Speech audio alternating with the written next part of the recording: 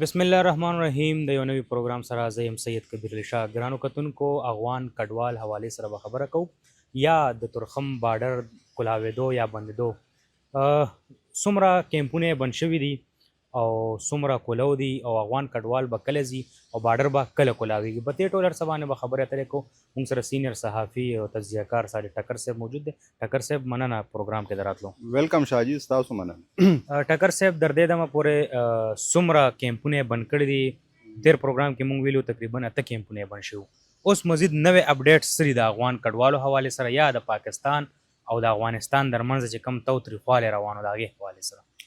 بالکل شاجي، دا دواړه ډېر مهمې پوښتنې دي ستاسو او دواړه ډېر مهم دوه بیل موضوعات دي. یو خو د پاکستان او افغانستان ترمنځ کم دا جنگي صورتحال دی، وار لایک سچویشن دی. په دې به هم خبره کوو چې کوم هغه دوحه د ناستې پاستې خبرې دي او سیز فایر شوی دی، هغې کې بیا توسیع شوې ده. خو راځو لومبی ځکه چې د ډېرو د خواوشا د 3 میلیون خلکو خبره د افغان کډوال تاسو پوښتنه وکړه د کیمپونو. نو په پښتونخوا کې 42 لوی کیمپونو د افغان کډوالو تیرې هفتې پورې 14 په آفیشل توګه بند کړی شوي وو. صحیح ده.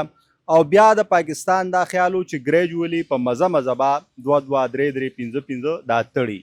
خو کله چې په بورډر باندې د افغانستان او پاکستان دا تاوتریخوالی زیات شو، بیا په یو بل دا بریدونه وشو، نو له هغې وروستو موږ وکتل چې وزیر دفاع خواجه آصف صاحب او بیا وزیر اعظم شهباز شریف صاحب د دوی چې کوم سټیټمنټس بیانونه راغلل هغه ډېر کلیر کټ و. اوس پالیسي واضحه شوه چې دوی به ځي. تېره ورځ وزیر اعظم شهباز شریف په یو ډېر لوی مشاورتي اجلاس کې چې په هغې کې وزیر اعظم د سند، پنجاب، بلوچستان، ګلګت بلتستان وزرای اعلی، د آزاد کشمیر وزیر اعظم، وفاقي وزیران او فیلډ مارشل سید عاصم منیر موجود وو. په هغې کې په واضح ټکو کې شهباز شریف صاحب چې وزیر اعظم دی د پاکستان، هغه وویل چې نو مور ایکسټینشن، نو مور توسیع او نور اس قسمه چانس نشته. they have to go back. دوی به ځي.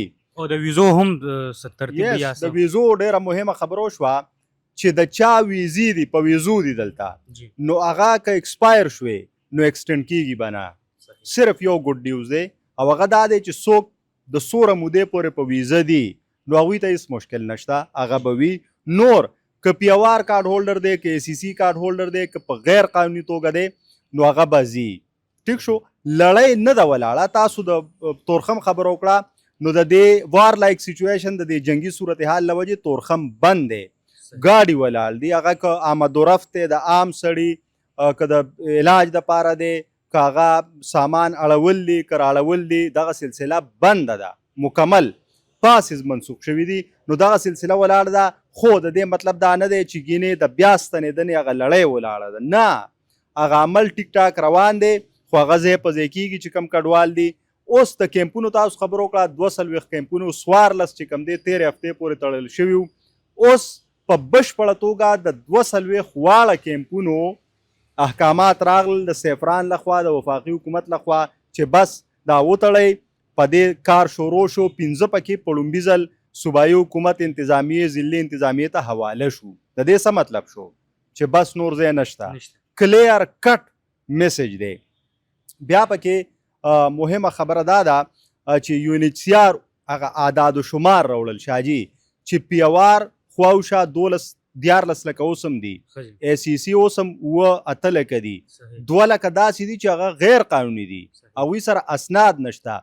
بل پکې دا یو پرون په دې اجلاس کې ګورئ ډېر بنیادي کار په دې شوی دی، لکه دا اجلاس د امن و امان حوالې سره او د افغان کډوالو حوالې سره.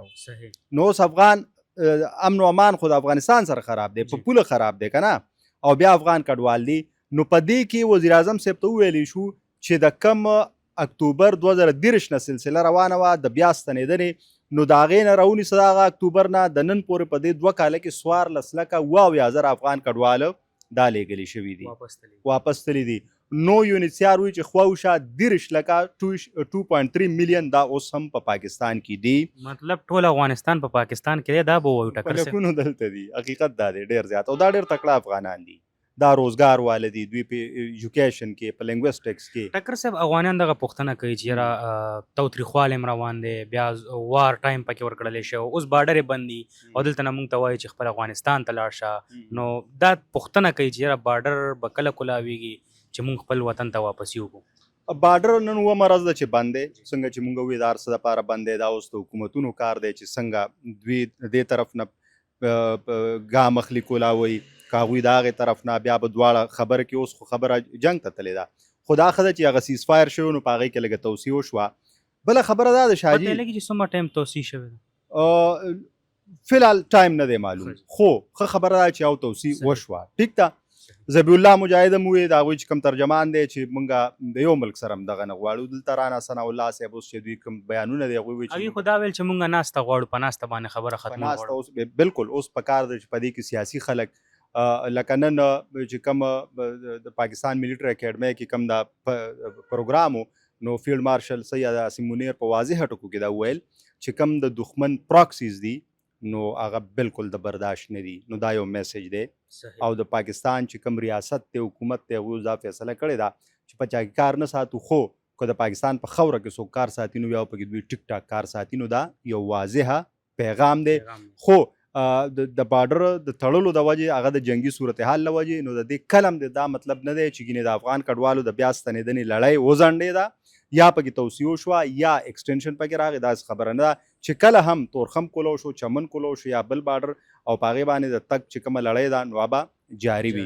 بله خبره مهمه ډیره زیاته د جنګ صورتحال دی ګیلې معنی دي خو تاسو وګورئ په لکونو افغانان دلته دي شکر دی یوه پیښه داسې نه راغلې چې هغوی سره څه زور زیاتی شوي چا ورته بده خبره کړي یا د ولس ترمنځ ځکه ټول پښتانه دي که نه نو ځکه بیا موږ وایو چې ګوره رښتې دي د وینې رښتې دي د ژبې رښتې دي د کلتور رښتې دي د تاریخ رښتې دي د مذهب او د عقیدې رښتې دي نو په دې کې موږ تړلي یو نو دا کوم چې په سوشل میډیا دا کمپین روان دی دا د نفرت د بوزغلۍ چې کرل کیږي نو په کار ده چې دا دوام ونه نیسي چې دا ودرېږي ځکه د دې فایده دشمن ته ده هغه چاته ده چا چې دا سیز فایر هم ختمول غوښتل چا چې دا اور نورم بلول غوښتل نو په کار ده چې د دوی په لاسونو کې نه د دې ځای خلک او نه د هغې ځای خلک دا استعمال شي بلکې د امن دپاره نارې اوچتې شي ځکه چې په بدامنۍ کې د هر چا تاوان دی او موږ وکتل چې دا سیمه جنګ ځپلې ده ترهګرۍ ځپلې ده بدامنۍ ځپلې ده نو انشاءالله چې امید خو همدا دی چې دا وارې